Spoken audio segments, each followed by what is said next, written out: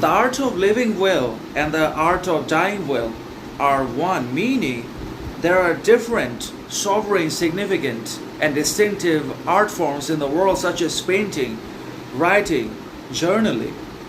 and even dancing, singing, philosophizing, and so on and so forth. So each and every one of these can be considered to be an art or another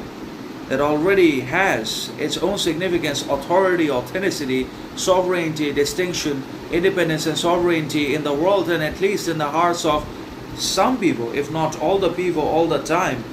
and all places and circumstances. But obviously, when we talk about art, then we cannot forget, discount, and we cannot be unaware and unconscious of life, living, and dying. Because being able to live well and being also able to die well can be considered to be an art.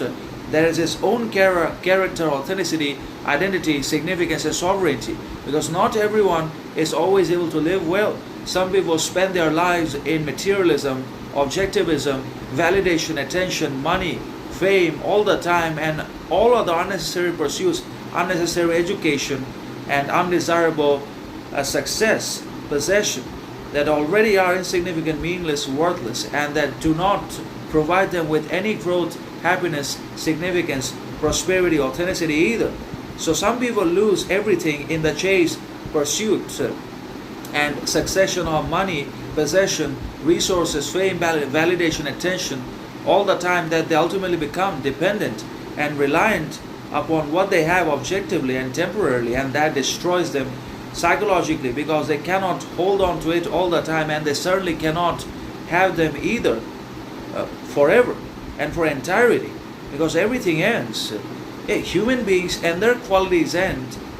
and we cannot even talk about the materialistic possessions and external yearnings that we always entertain. We always want and desire external validation, attention, approval, not only in our actual societal lives in the form of our possession of bikes, cars, and costly clothing so that everyone notices us, but we also demand the same on social media for everybody else also. And it's not just one person, but most of us are doing the same thing over and over, and we're basically